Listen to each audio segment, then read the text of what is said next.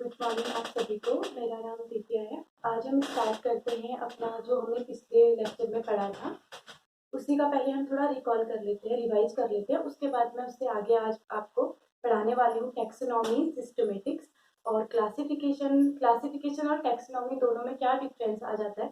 कभी कभी हम दोनों में बहुत कंफ्यूज हो जाते हैं कि टैक्सोनॉमी और क्लासिफिकेशन में।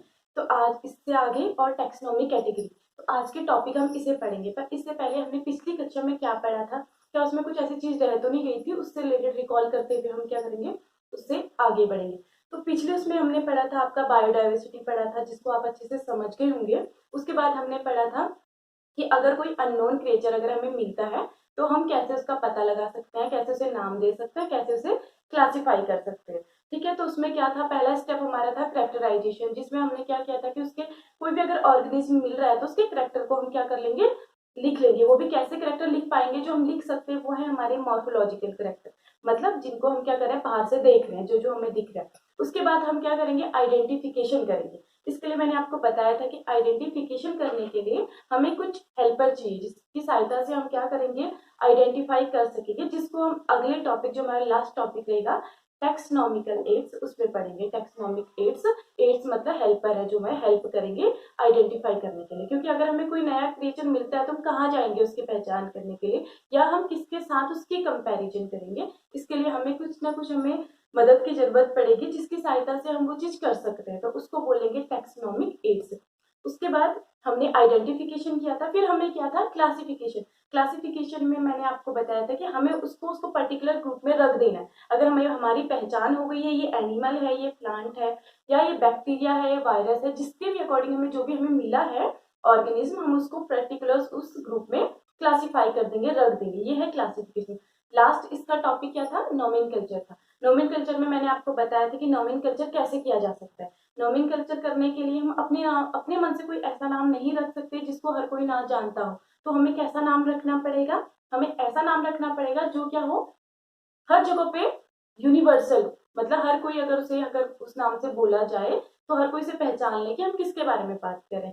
ये था हमारा नोमेनक्लेचर। इसके लिए भी मैंने आपको बताया था कि अगर पर्टिकुलर प्लांट है, अगर जो आपको नया ऑर्गेनिज्म मिला है वो प्लांट है, तो आपको किस कोड को फॉलो करते हुए कौन से रूल फॉलो करने हैं। मतलब आपको मैंने बताया था कि इंटरनेशनल कोड बने हुए हैं, ठीक है, जिनके अकॉर्डिंग हम उसको नाम दे सकते हैं। अगर वो प्लांट है, अगर वो एनिमल्स है, तो ICZN, ICBN, तो ऐसी ICBN बैक्टीरिया के लिए, ऐसी फंजाई के लिए, सबके लिए इंटरनेशनल कोड बने हुए।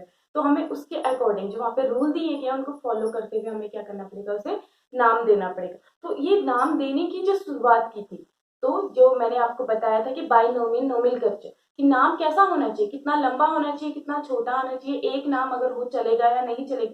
तो ये सारे रूल जो दिए हैं वो कैसे पता चलेगा, वही ICZN, ICBN के अकॉर्डिंग पता चलेगा। तो सबसे पहले जो नाम दिया था वो किसने दिया था, कैरोलस लीनियस ने। ठीक है, ये आपको मैं बता चुकी हूँ, कैरोलस लीनियस ने दिया था। कैरोलस लीनियस एक साइंटिस्ट रहे हैं, टैक्सोनॉमिस्ट रहे हैं, जिन्होंने क्या किया था, बाइनोमियल नोमेनक्लेचर का कॉन्सेप्ट दिया था। बायोनोमियल नोमेनक्लेचर का ये वाला कॉन्सेप्ट किसने दिया था, कैरोलस लीनियस ने। तो इन्होंने क्या बताया था, इन्होंने बताया था कि हर एक ऑर्गेनिज्म के दो नाम होने चाहिए। पहला नाम क्या है, जो उसको क्या डिनोट करे, उसके जीनस को डिनोट करे, उसके वंश को बताए। दूसरा नाम क्या बताए, उसकी जाति को बताए, स्पीसीज को बताए। तो अगर मैं आपको एक चीज नई और बताती हूँ, इन्होंने जो इसमें रूल्स दिए थे, मतलब इन्होंने उस रूल्स को फॉलो करते हुए खुद अपने नाम को, क्योंकि कैरोलस लीनियस इन्होंने क्या किया है, उसी बायोनोमियल नोमेनक्लेचर के अकॉर्डिंग अपना नाम रखा है, जबकि इनका नाम कैरोलस लीनियस नहीं था। इनका नाम क्या है, इनका नाम रियल नेम है कार्ल वॉन लिन। इनका जो रियल नेम है ये है कार्ल वॉन लिन है, जिस इन्होंने क्या किया, इसी नाम को चेंज करते हुए बाइनोमियल नोमेनक्लेचर का जब कॉन्सेप्ट दिया तो अपना नाम भी क्या रख लिया, कैरोलस लीनियस रख लिया। तो इनका रियल नेम क्या है, कार्ल वॉन लिन। और इसके आगे इन्होंने जो बताए थे वो मैं आपको बता दिया। रूल पहला रूल है कि लैटिन भाषा में होना चाहिए, लैटिन लैंग्वेज मतलब कि इंग्लिश वाली अल्फाबेटिकल होना चाहिए। दूसरा, उसको लिखेंगे कैसे, इटैलिक लिखना है। इटैलिक भाषा में अगर हम नहीं लिख पाएंगे तो दूसरा हमारे पास क्या है, क्या चीज है कि जिससे हम इटैलिक ना लिख पाए, वो है इसको अंडरलाइन करना, कि हमें दोनों क्या करने हैं, अंडरलाइन करने पड़ेंगे। तीसरी चीज क्या है कि हमारा जो जीनस नेम है, जो वंश नाम है, उसका जो पहला लेटर है वो कैसा होना चाहिए, कैपिटल होना चाहिए, और दूसरा उसका नाम क्या होना चाहिए, स्मॉल लेटर का होना चाहिए। जैसे मैंगो, जैसे मैं आम का लिख रही हूँ, अगर मैं कहूंगी मैंगो का साइंटिफिक नेम अगर मुझे लिखना होगा तो इसका क्या होता है, मैंजीफेरा इंडिका, मैंजीफेरा इंडिका। ठीक है, तो इसको क्या करना पड़ेगा, मुझे क्या करना पड़ेगा, इसे अंडरलाइन करना पड़ेगा। ये कॉन्सेप्ट है। इससे ये नाम किसको डिनोट कर रहा है, ये नाम कर रहा है जीनस को डिनोट, और ये वाला नाम किसको डिनोट कर रहा है, स्पीसीज या स्पेसिफिक एपिथेट। ये आपके उसमें लिखा है, इसका मतलब क्या है, स्पेसिफिक एपिथेट जो एक स्पेसिफिक एक ऑर्गेनिज्म, एक इंडिविजुअल को डिनोट कर रहा है। ठीक है, तो ये इंडिका जो है ये जीनस को डिनोट कर रहा है, और ये उसके स्पेसिफिक एपिथेट मतलब स्पीसीज को डिनोट कर रहा है। ये तो हमने पहले पिछली क्लास में पढ़ लिया था, ये तो हमारा रिवीजन है कि जो हमने पिछला क्या पढ़ा था। तो इतना हम कर चुके हैं कि बाइनोमियल, नोमेनक्लेचर, ये वाली चीज सारी हम पढ़ चुके हैं। अब मैं आपको बताती हूँ कि जो कैरोलस लीनियस है, कैरोलस लीनियस को फादर ऑफ टेक्सोनॉमी, आज जो नया कॉन्सेप्ट आपको जो मैं बता रही हूँ, नई चीज, लीनियस को क्या कहा जाता है, फादर ऑफ टेक्सोनॉमी कहा जाता है। ठीक है, तो मैं यहाँ से शुरुआत करूंगी। इसे फादर ऑफ टेक्सोनॉमी किन्हें कहा जाता है, तो father of taxonomy Carolus Linnaeus को कहा जाता है, कैरोलस लीनियस को फादर ऑफ टेक्सोनॉमी कहा जाता है। ठीक है, तो अब हमारा जो कॉन्सेप्ट, अब जो हमने आज पढ़ना है वो आज हमने पढ़ना ही टेक्सोनॉमी है, तो इसलिए मैंने यहाँ से शुरुआत करी कि हमारा पहला पिछला रिवाइज हो जाए। उसके बाद जो अगर हमारा अगला टॉपिक जो है फादर ऑफ टेक्सोनॉमी से, मतलब हमारा हमने पढ़ना क्या है, टेक्सोनॉमी पढ़ना है। टेक्सोनॉमी पढ़ने से पहले मैं आपको एक नई चीज और बताती हूँ। टेक्सोनॉमी क्या है ये चीज आप बाद में समझेंगे, इससे पहले जो अभी तक हम जो स्टेप्स पढ़े हैं, किसी को भी, किसी भी ऑर्गेनिज्म को क्लासिफाई या उसकी कैटेगरी देने के लिए, ग्रुप देने के लिए जो हमने इसके स्टेप्स पढ़े थे, जैसे कैरेक्टराइजेशन करना, आइडेंटिफिकेशन करना, क्लासिफिकेशन करना और लास्ट में नोमेनक्लेचर करना। उससे पहले हमें उन चीजों को तो हम अच्छे से समझ गए कि क्लासिफिकेशन उसमें एक वर्ड है, क्लासिफाई करना मतलब उसको ग्रुप में डाल देना। तो कभी कभी होता क्या है, सभी को ये कंफ्यूजन होता है कि टेक्सोनॉमी और क्लासिफिकेशन हमें सिमिलर लगते हैं, कि टेक्सोनॉमी और क्लासिफिकेशन एक जैसा लगता है, फिर दोनों में डिफरेंस क्यों है, ये क्या है और वो क्या है, दोनों में क्या डिफरेंस है, टेक्सोनॉमी को ब्रॉड वे में कैसे देखा जाता है। टेक्सोनॉमी अपने आप में एक बड़ा सब्जेक्ट है, अपने आप में ही एक यूनिक सब्जेक्ट है टेक्सोनॉमी, और क्लासिफिकेशन जो है उसका एक पार्ट है। इसको कैसे समझेंगे, जैसे मैं आपको बताती हूँ कि टेक्सोनॉमी क्या है और क्लासिफिकेशन क्या है। जैसे सपोज आप ऐसे समझिए, ये क्लास, ये टेक्सोनॉमी है। अगर मैं एक फिगर बना रही हूँ तो ये फिगर किसको डिनोट कर रहा है, टेक्सोनॉमी को, और इसके अंदर क्लासिफिकेशन क्या है, इसका एक पार्ट है। तो क्लासिफिकेशन और टेक्सोनॉमी है क्या, मैं दोनों की डेफिनेशन लिखूंगी, फिर टेक्सोनॉमी की डेफिनेशन को इलेबोरेट करके बताऊंगी कि क्या डिफरेंस होता है क्लासिफिकेशन और इसमें। तो ये किसको डिनोट कर रहा है, ये टेक्सोनॉमी। तो आप समझ जाइए कि टेक्सोनॉमी ब्रॉड वे में है, क्लासिफिकेशन उसका एक पार्ट है। तो टेक्सोनॉमी है क्या, तो सबसे पहले क्लासिफिकेशन देखिए। क्लासिफिकेशन को अगर आपने डिफाइन करना तो क्या कहेंगे आप, क्लासिफिकेशन क्या है, एक प्रोसेस है बाय विच किसी भी ऑर्गेनिज्म को हम एक पर्टिकुलर ग्रुप में क्या कर देते हैं, रख देते हैं। किसके बेस पे रखेंगे, उसके कन्वीनिएंट सिमिलरिटी या उसके कन्वीनिएंट कैरेक्टर्स के बेस पे रख देंगे। ठीक है, उसको एक कन्वीनिएंट उसमें रखेंगे, कैटेगरी में रखेंगे। क्लासिफिकेशन क्या है कि ऑर्गेनिज्म को उसके एक कन्वीनिएंट कैटेगरी में रखना, किसके बेस पे, ताकि उसके इजीली जो हमने ऑब्जर्व कर रखे हैं उसके कैटेगरी या उसके कैरेक्टर्स जो हमने ऑब्जर्व कर रखे हैं उसके अकॉर्डिंग उसको उस ग्रुप में रख देना, ये है क्लासिफिकेशन। क्या कहा मैंने, classification is the process by which, the process by which anything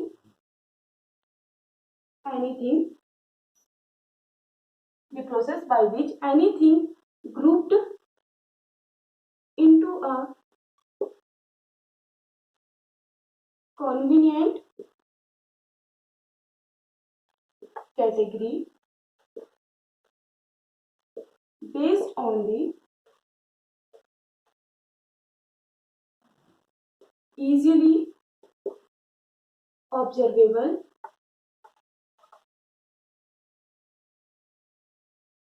easily observable characters. एक सिंपल सी डेफिनेशन है क्लासिफिकेशन की। मतलब क्लासिफिकेशन मतलब मैं आपको क्या समझाया कि क्लासिफाई करना, किसी ग्रुप में रख देना। पर अब वो ग्रुप में आप कैसे रखेंगे, किसके बेस पे रखेंगे, कि हम क्या देखेंगे उसके लिए, वो उस प्रकार की कैटेगरी देखेंगे कि वो कैटेगरी उसके लिए सुटेबल है नहीं है, जिस कैटेगरी में हम उसको डाल रहे हैं। अब वो चीज हमें कैसे पता चलेंगी, टैक्सोनॉमी के जरिए पता चलेगी। तो हमें इस वाले क्लासिफिकेशन में हमें केवल रखना है उसे, किसमें, कन्वीनिएंट कैटेगरी में। किसके बेस्ड पे, इजिली ऑब्जर्वेबल करेक्टर्स, जो करेक्टर हमें दिख रहे हैं, सिंपल करेक्टर जो हमें दिख रहे हैं, जो हमें मॉर्फोलॉजिकल करेक्टर दिख रहे हैं, उसके बेस पे हम क्या कर रहे हैं, क्लासिफाई कर रहे हैं। ये तो है क्लासिफिकेशन की डेफिनेशन जो आपके एनसीईआरटी में भी दिया है। अब एक टर्म है टैक्सोनॉमी। अगर एक टैक्सोनॉमी की डेफिनेशन भी अगर आप देखोगे तो टैक्सोनॉमी की सिंपल डेफिनेशन सिर्फ ये सेम यही मिलेगी कि टैक्सोनॉमी भी क्या है, is the scientific process of grouping anything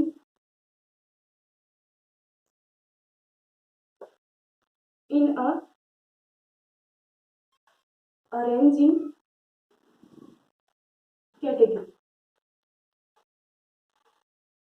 तो टैक्सोनॉमी की आप बहुत सारी डेफिनेशन देख लोगे। अब टैक्सोनॉमी और इसकी डेफिनेशन सिमिलर लग रही है कि इसमें भी हमें क्या करना है, उसको ग्रुप करना है, रखना हुआ है किसके अकॉर्डिंग, एक अरेंजिंग कैटेगरी, ऐसी कैटेगरी होनी चाहिए अरेंज्ड होनी चाहिए, उस कैटेगरी में हमें रखना है। तो हमें क्या लगता है, दोनों सिमिलर लगते हैं। पर मैं आपको बता दिया कि टैक्सोनॉमी क्या है, एक ब्रॉड वे है और क्लासिफिकेशन केवल उसका एक पार्ट है। तो ये चीज अगर अब मैं इसी टैक्सोनॉमी को अगर मैं अच्छे से आपको डिफाइन करूं, इसको इलाबोरेट करके बताऊं, तो टैक्सोनॉमी को आप कैसे समझोगे। ठीक है, इसमें क्या था, केवल उसको ग्रुप में डालना था। ठीक है, अब वो ग्रुप में डालने के लिए आप क्या स्टेप करोगे, जो स्टेप आप फॉलो करोगे वो टैक्सोनॉमी के अंदर आएगा। मतलब आप में जैसे ये है, इसको ये डस्टर है, ये लकड़ी का बना है, तो मैं इसको उस कैटेगरी नॉन लिविंग की कैटेगरी में डाल दूंगी। अब देखिए मैं कह दूंगी कि लकड़ी की है, मैंने डाल दिया। तो अब इससे पहले कि मैंने इसको रख दिया, ये तो क्लासिफिकेशन है, रखने से पहले मैंने इसके फीचर्स देखे हैं, इसको पहचाना है कि ये चीज क्या है, उसके बाद मैंने क्या किया है, इसको क्या कर दिया, उस कैटेगरी में रख दिया है। सिर्फ रखना ही क्लासिफिकेशन है, उससे पहले की जो स्टेप हम फॉलो करेंगे वो टैक्सोनॉमी है। अगर टैक्सोनॉमी की अब डेफिनेशन अगर हम सही से डेफिनेशन लिखेंगे तो टैक्सोनॉमी में हम किसकी स्टडी करेंगे, taxonomy the branch of science, एक साइंस की अपने आप में ही ब्रांच है। ये टैक्सोनॉमी क्या है, is the branch of science that deals with the study of किसकी स्टडी करेंगे, स्टडी ऑफ, मैं इसको इरेज कर देती हूँ, study of characterisation, identification,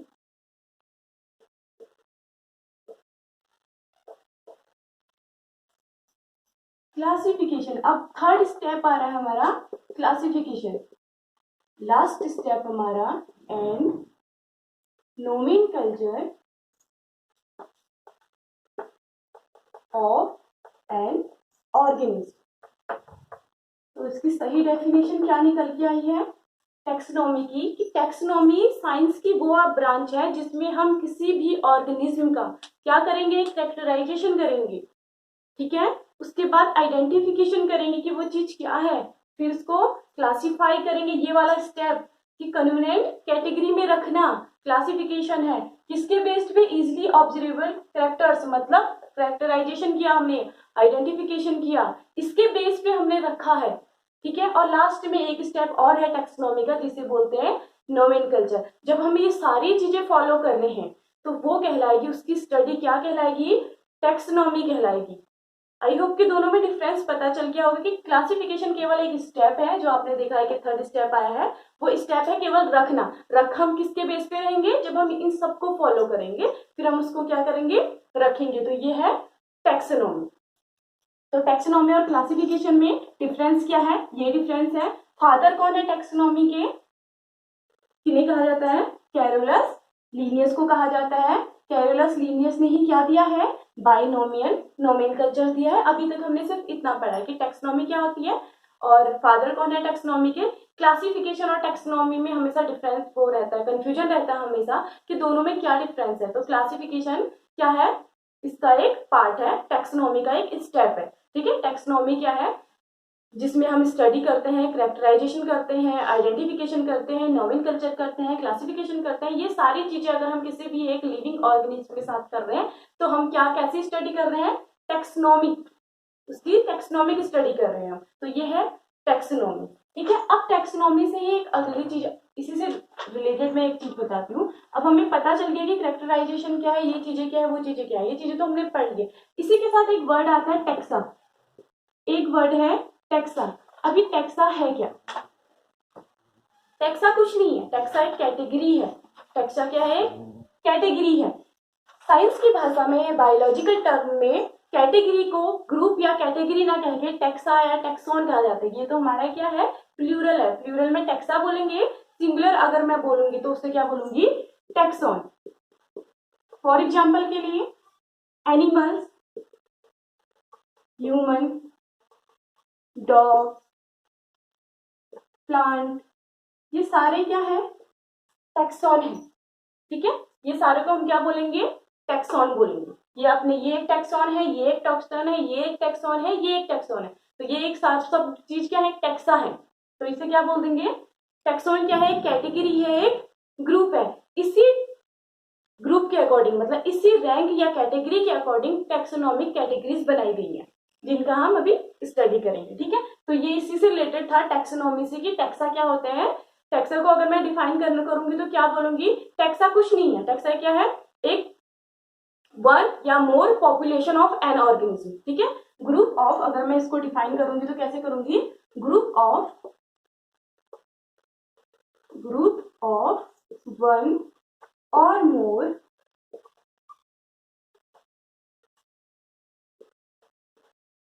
population of an organism, ठीक है।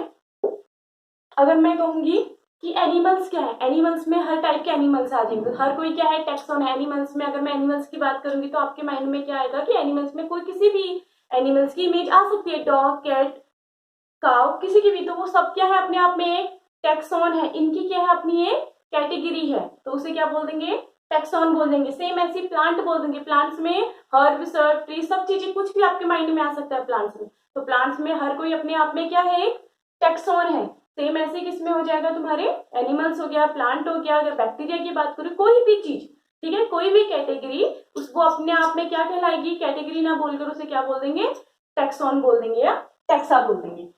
अब हम बात करते हैं, टैक्सोनॉमी कंप्लीट हो गया है, क्लासिफिकेशन कंप्लीट हो गया। अब एक वर्ड है जो आपके एनसीईआरटी में दिया है, सिस्टमेटिक। सिस्टमेटिक्स क्या होता है, सिस्टमेटिक का क्या मतलब है बायोलॉजी में, या इस लिविंग चैप्टर में हमारा सिस्टमेटिक्स से क्या अर्थ है। तो इसको मैं समझाने के लिए आपको एक नॉन लिविंग वाला एग्जांपल दूंगी, ताकि आपको इजीली समझ आ जाए और फिर आप उसको कोरिलेट कर सकें किसके साथ, लिविंग के साथ। तो सबसे पहले सिस्टमेटिक, सिस्टमेटिक पहले आधा तो हम इसके नाम से इसका अर्थ देख लेंगे। सिस्टम, सिस्टमेटिक मतलब क्या हो गया, अ सिस्टमेटिक, सिस्टमा होता है इसका, ये एक लैटिन वर्ड है जिसका अर्थ क्या होता है, systematic arrangement of, systematic arrangement of an organism, an organism. अब इसको कैसे समझेंगे कि सिस्टमेटिक अरेंजमेंट कैसा सिस्टमेटिक। अब हम बोलते हैं ना कि हर चीज एक सिस्टम से होना चाहिए। अगर कोई भी काम या कोई भी चीज अगर हम एक सिस्टमेटिक वे में करते हैं तो हमें इजीली समझ आ जाता है। तो हम देखकर भी अगर कोई चीज मुझे आपको समझानी है, अगर मैं एक सिस्टम से रखूंगी तो आप, मैं अगर अपने मुंह से नहीं भी उसको बोलूंगी तो आप देखकर समझ जाएंगे कि मैं क्या बताने वाली हूँ। तो ये चीज क्या है, एक सिस्टम से चल रहा है, सिस्टमेटिक वे से चल रहा है। तो अब हमने इसको किसके उसमें देखना है, हमें देखना है कि लिविंग ऑर्गेनिज्म में सिस्टमेटिक्स का क्या मतलब है। तो सिस्टमेटिक्स का एक सिंपल मीनिंग है, systematic arrangement of an organism, ठीक है। तो ये तो इसकी एक डेफिनेशन होगी, पर हमें तो कॉन्सेप्ट समझना है। ये तो हम लिख लेंगे पर कॉन्सेप्ट समझना बहुत जरूरी है। तो इसका एक एग्जांपल देती हूँ मैं आपको, जो आपने घरों में सुना भी होगा आमतौर पे। तो जैसे ही हम पढ़ाई लिखाई की बात करते हैं, पढ़ने लिखने की बात करते हैं, तो हम घर में देखते हैं कि अगर हम अपने मम्मी पापा दादा दादी या उनसे पूछें कि आपके टाइम पर पढ़ाई कैसे होती थी या आप लोग कैसे स्कूल जाते थे तो क्या करते थे, तो वो बताते हैं कि हमारे पास इतनी सुविधाएं नहीं थी जितनी आज तुम्हें मिली है, तुम्हारे पास इतनी फैसिलिटी है, उसके बाद भी तुम नहीं पढ़ रहे हो, पर हमारे टाइम पर ऐसा नहीं होता था। तो वो क्या करते थे, हमारे क्षेत्रीय भाषा में बोला जाता है जिसे हम स्लेट बोलते हैं, चौक और स्लेट से लिखते हैं, मतलब जब छोटा बच्चा होता है तो चौक से लिखता है, स्लेट। अब तो ये वाली फैसिलिटी नहीं है, बच्चा बहुत कम है कि जो चौक और स्लेट ले जाते होंगे, पर उनके टाइम पे होता था जिसे स्लेट ना बोल के पाठी बोलते थे। तो ये हमारे घर वाले बताते हैं हमें कि हम ऐसे पढ़ते थे, तो उसे पाठी बोलते थे। वो क्या करते थे, उस पाठी में लिखते थे। ठीक है, तो मैं बनाते जा रही हूँ, फिर इसको रिलेट करेंगे। तो उनके टाइम पर क्या होता था, जब वो स्कूल जाते तो किस में लिखते थे, पाठी में लिखते थे। फिर प्रोग्रेस हुई तो क्या हुआ, ये चेंज होने लग गया। फिर किसका यूज होने लग गया, पहले चौक का, खड़िया का यूज, चौक तो नहीं होता था, खड़िया होता था, पत्थर होता था, उसी में एक पट्टा होता था काले रंग का, जिसमें वो कोयले से वो करके उसे लीप कर उसे वो कर तैयार करके उसमें लिखते थे, किसकी मदद से, खड़िया की मदद से। तो उसको पाठी बोलते थे। जो अभी स्लेट है, जिन्हें हम छोटा सा जो ब्लैक बोर्ड होता है एक छोटे बच्चे का, तो उस टाइम पर ये चलते थे, तो वो उसका यूज करते थे। फिर थोड़ी प्रोग्रेस हुई तो फिर किससे लिखना स्टार्ट किया, फिर इंक का यूज हुआ। इंक का यूज हुआ मतलब जो इंडिको वो होता है, स्याही का यूज करने लगे। ठीक है, तो वो जो लकड़ी की कलम होती है उसकी मदद से लिखते थे। फिर इंक आया। ठीक है, इंक के बाद फिर और प्रोग्रेस हुई। जो हमारे टाइम पर हमने देखा, हम किससे लिखने लग गए थे, पेंसिल से शुरुआत कर ली थी हमने। पेंसिल देख ली, एक पेंसिल का कॉन्सेप्ट भी आ गया था कि अब पेंसिल से, कि ग्रेफाइट की नीब होती है हमारे लिए, क्या है, लकड़ी से बनी हुई है, उसके अंदर ग्रेफाइट की नीब है, उससे लिखना स्टार्ट हो गया था। तो सबसे पहले क्या था, जो हमारे दादा दादी लोग लिखते थे वो स्लेट में लिखते थे। ठीक है, खड़िए की मदद से पाठी में लिखते थे। फिर क्या कॉन्सेप्ट आया कि लकड़ी की कलम की मदद से इंक से लिखना, उसमें उसे डुबोकर फिर वैसे लिखना। ये चीज तो हमने भी की है, पर ये वाला कॉन्सेप्ट उनके टाइम से चला है। उसके बाद फिर और इवोल्यूशन हुआ, प्रोग्रेस हुई, तो पेंसिल वाला कॉन्सेप्ट हमने भी देख लिया कि पेंसिल आ गया, पेंसिल से लिखना। उसके बाद अब क्या बनी, फिर पेने बनी। अब तो इतने प्रकार की, अब तो नई नई चीजें आ गई हैं। तो ये चीजें आपको देखकर क्या पता चल रहा है, एक सिस्टम से चल रहा है कि पहले ये चीज आई, सबसे पहले ये चीजें थी, फिर थोड़ा इवोल्यूशन हुआ तो इंक आया, थोड़ा और इवोल्यूशन हुआ तो पेंसिल आई, अभी पेन्स आ गई है, अभी इससे आगे और इवोल्यूशन को कोई और नई चीज आएगी। तो एक सिस्टम से चल रहा है। तो इसको देखकर आप क्या बता सक रहे हो, एक रिलेशनशिप बताओगे, इवोल्यूशनरी रिलेशनशिप। इवोल्यूशनरी रिलेशनशिप मतलब कि सबसे पहले कौन आया, उसके बाद कौन आया, उसके बाद कौन आया। तो ये एक रिलेशनशिप बता रहा है, इवोल्यूशन का रिलेशनशिप बता रहा है कि पहले कौन आया था। अब इसको हम रिलेट करते हैं किसके साथ, लिविंग के साथ। अगर मैं इसी को क्या बोलेंगे, इसी को बोलते हैं सिस्टमेटिक्स। सिस्टमेटिक्स क्या, अरेंजमेंट होना। तो अगर मैं इसको लिविंग के केस में देखूंगी तो क्या बोलूंगी कि लिविंग में, कि इस दुनिया में सबसे पहले कौन आए। ठीक है, अगर मैं ये बोलूं कि हम सबसे, इस दुनिया में सबसे पहले हम ही बने हैं, जब अर्थ बना था तो हम सबसे पहले आए, तो ये सोचने वाली बात है। अगर मेरे को हमारे बाद प्लांट आए, फिर उसके बाद अदर्स ऑर्गेनिज्म आए, तो ये कॉन्सेप्ट अपने आप में गलत है। क्यों, क्योंकि अगर मैं बोलूं कि हम लोग पहले आए, तो हम क्या है, हम किसके, हम क्या है, हेटेरोट्रॉप्स हैं, प्लांट्स पे डिपेंड है, ऑक्सीजन उन्हीं से मिल रही है, तो हम यहाँ सर्वाइव कैसे कर सकते हैं, हम तो आए नहीं होंगे। तो ये चीज अपने आप में गलत है कि हम लोग नहीं आएंगे। दूसरी चीज, अगर दूसरे उससे देखूं, दूसरे वे में देखूं, हम क्या है, मल्टी सेलुलर है। मल्टी सेलुलर मतलब हमारे पास ऑर्गन सिस्टम है, ऑर्गन भी नहीं, उनके भी सिस्टम बने हुए हैं, बहुत सारे ऑर्गन मिलकर एक सिस्टम बना रहे हैं। तो हम तो इतने डेवलप्ड है, तो इसका मतलब हम पहले नहीं आ सकते। पहले इसी से अंदाजा लगा लो कि मैं ये नहीं कह सकती कि हमारे दादा दादी पेन से लिखते होंगे, क्योंकि उनके टाइम पर पेन बनी ही नहीं थी। ठीक है, तो उनके टाइम पे किससे लिखते थे, वो खड़िए से लिखते थे। तो इससे ही वही चीज कि हम लोग पहले नहीं आए होंगे, क्योंकि जो हम क्या है, सबसे वेल डेवलप्ड है, जो हमसे प्रिमिटिव होंगे वो सबसे पहले आए होंगे। तो अगर मैं इसको एक सिस्टम से बताऊं आपको, तो वो स्टडी क्या कहलाएगी, सिस्टमेटिक्स कहलाएगी। आई होप ये समझ आ रहा होगा। मैं इसको अब सीधे लिविंग के साथ इसको कोरिलेट करके बताती हूँ कि ये चीज क्या है, कि सबसे पहले कौन आए। अगर मैं आपसे बोलूं कि सबसे पहले कौन आए, प्रोकैरियोटिक। प्रोकैरियोटिक से भी पहले क्या बने होंगे, केमिकल्स बने होंगे। इसको मैं पूरा ही बता देती हूँ। प्रोकैरियोट से शुरुआत करने से पहले मैं आपको बताऊंगी, इस दुनिया में सबसे पहले अगर जब अर्थ बना था, सबसे पहले क्या बने, केमिकल्स बने। ठीक है, हाइड्रोजन, नाइट्रोजन, ऑक्सीजन, ये केमिकल्स बने। ठीक है, इसके बाद इनसे, इन केमिकल से क्या बना, न्यूक्लियोटाइड, न्यूक्लियोटाइड्स बने। ठीक है, इन्हीं केमिकल से क्या बना, अमाइनो एसिड बने। इन्हीं से फिर हम पॉलीसेक्राइड बने, कार्बोहाइड्रेट बने, ठीक है, फैट्स वैट्स बने, इन्हीं से बने। किनसे बने? केमिकल। सबसे पहले कौन आया था? केमिकल। फिर ये न्यूक्लियोटाइड से क्या बने? डीएनए बना, ठीक है। ये न्यूक्लियोटाइड से फिर क्या बना? डीएनए बना। अमाइनो एसिड आए तो अमाइनो एसिड से क्या बने? प्रोटीन्स बने। अमाइनो एसिड से क्या बने? प्रोटीन्स बने। फिर क्या हुआ? इन डीएनए से सबसे पहले एक सेल बना जिसे बोलते हैं प्रोकैरियोटिक सेल। तो फिर कौन आए? Prokaryotic cell. फिर प्रोकैरियोटिक सेल से कौन आया? यूकैरियोटिक सेल, ठीक है। यूकैरियोटिक सेल के बाद हमारा मतलब प्रोकैरियोटिक आए होंगे। प्रोकैरियोटिक सेल भी कैसे होंगे? यूनी वाले होंगे, यूनिसेलुलर होंगे, एक ही सेल बना होगा, ठीक है। प्रोकैरियोटिक वाले क्या है? यूनिसेलुलर। फिर यूकैरियोटिक आए होंगे तो ये भी पहले यूनिसेलुलर होंगे,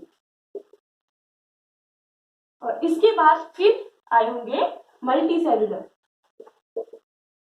तो इसे देखकर आपको क्या पता चल रहा है? एक सिस्टम से चल रहा है ना, एक रिलेशनशिप बता रहा है कि इस दुनिया में सबसे पहले कौन आए और सबसे बाद में कौन बने। तो सबसे पहले क्या आए? केमिकल्स आए, न्यूक्लियोटाइड्स आए, अमाइनो एसिड आए। अभी ये क्या है अपने आप में? अभी हम क्या कहेंगे? केमिकल्स बोलूंगी तो मैं क्या कहूंगी? नॉन लिविंग है। तो हमें किसकी बात करनी है? हमें सिस्टमेटिक में किसकी बात करनी है? लिविंग की बात करनी, arrangement of living, systematic arrangement of an organism, organism living की बात करें तो मैं अब कहां से स्टार्ट करूंगी? प्रोकैरियोटिक सेल से स्टार्ट करूंगी। इस दुनिया में सबसे पहले कौन आए? प्रोकैरियोटिक यूनिसेलुलर, मतलब बैक्टीरिया आए। फिर ये प्रोकैरियोटिक यूनिसेलुलर में थोड़ा इवोल्यूशन हुआ, उसके बाद ये किसमें चेंज हो गए? कुछ यूकैरियोटिक में चेंज हो गए, ठीक है, उनमें म्यूटेशन हुआ, उनमें चेंजेस आए, तो वो किसमें चेंज हो गए? Eukaryotic cell. और वो फिर भी क्या थे? एक ही सेल था पर यूकैरियोटिक हो गया। फिर यही यूकैरियोटिक सेल किसमें कन्वर्ट हो गए? मल्टी सेल्यूलर में, मतलब जैसे प्लांट हो गया, फंजाई हो गया, एनिमल्स हो गए। तो ये एक रिलेशनशिप बता रहा है। इसी रिलेशनशिप को क्या बोलते हैं? सिस्टमेटिक्स बोलते हैं। तो सिस्टमेटिक्स हमें किसके बारे में बताता है? Evolutionary relationship of an organism. तो इवोल्यूशनरी रिलेशनशिप का मतलब होता है कि इस दुनिया में सबसे पहले कौन आए थे। इवोल्यूशन का हमें रिलेशनशिप बताना है, कॉन्सेप्ट बताना है, कौन पहला आया, फिर कौन आया, फिर कौन आया, फिर कौन आया। तो ये चीज है आपकी सिस्टमेटिक्स। ये चीजें आपकी क्लियर होंगी आई होप कि टेक्सोनॉमी क्या होती है, क्लासिफिकेशन क्या है। क्लासिफिकेशन केवल एक जरिया है जिसमें हमें क्या करना है? उसे रखना है ग्रुप में। किसी भी ऑर्गेनिज्म को, अननोन ऑर्गेनिज्म को एक ग्रुप में रखना है। रखने से पहले की स्टेप जो फॉलो हो रहे हैं और रखने के बाद भी एक स्टेप हमारा जो उसको नाम दिया जा रहा है, वो सारी स्टडी टेक्सोनॉमी में आती है। फादर ऑफ टेक्सोनॉमी कौन है? किन्हें बोला जाता है? कैरोलस लिनियस को। वही क्या है? बाइनोमियल नोमेनक्लेचर के भी फादर वही है, मतलब कॉन्सेप्ट भी वही उन्होंने दिया था, ठीक है। उसके बाद टेक्सोनॉमी हम समझ गए। टेक्सा क्या होता है? टेक्सोन क्या होता है? टेक्सा क्या है? प्लूरल है। टेक्सोन क्या है? सिंगुलर है। हर कोई मतलब टेक्सोन को सिंपल या टेक्सा को सिंपल समझे तो ग्रुप है, ठीक है। कैटेगरी या ग्रुप को साइंटिफिक टर्म में क्या बोल दिया है? टेक्सा या टेक्सोन बोल दिया है। हम सब एक टेक्सोन है, हम सब एक ग्रुप, एक कैटेगरी में आते हैं, ठीक है। तो अभी आप वो कैटेगरी ही अब हमने समझनी है कि वो कैटेगरी क्या है जिनमें हम आते हैं, जो दिए गए हैं, ठीक है। अब लिविंग की बात करेंगे। इस कैटेगरी को आपको याद करना है। जैसे मैंने सिस्टमेटिक समझाने के लिए नॉन लिविंग का एग्जांपल लिया था, ठीक है। जो भी नॉन लिविंग था ये हमारे स्टेशनरी था, ठीक है, हमारे मतलब पेंसिल पेन, क्योंकि हम पढ़ने वाले हैं तो हम एग्जाम्पल ही इसका लेंगे। तो सेम ऐसी टेक्सोनोमी कैटेगरी समझाने के लिए भी मैं आपको आज एक नॉन लिविंग का एग्जाम्पल दूंगी। फिर उसको उसके साथ जो लिविंग के साथ को रिलेट करोगे तो फिर आसानी से समझ आ जाएगा। क्योंकि हमें बहुत दिक्कत होती है कि क्यों, जब मैं भी पढ़ती थी तो होती है, ऑब्वियस बात है, सभी को दिक्कत होती है कि समझ नहीं आ पाता है टर्म। स्पीसीज है तो क्लास क्या है, फाइलम क्या है, ये ग्रुप क्या है, वो ग्रुप क्या है, क्या नीचे जाने पे बढ़ रहा है, क्यों बढ़ रहा है, कैसे बढ़ रहा है, तो कैसे ये ग्रुप बने हैं, कैसे फिर इनको एक ही साथ रख दिया है। तो ये सारी चीज हम किसमें सीखेंगे? Taxonomic category. टेक्सोनॉमी कैटेगरीज में हमने ये चीजें सीखनी है। तो टेक्सोनॉमी कैटेगरीज, अब लिविंग वाला जो आपको याद करना है तो आपको याद पड़ेगा सबसे बड़ा जो कैटेगरी है, सबसे बड़ा टेक्सोन क्या है? किंगडम, ठीक है। किंगडम के बाद आता है फाइलम, फाइलम के बाद क्लास, फिर ऑर्डर, फिर फैमिली, फिर जीनस, फिर स्पीसीज।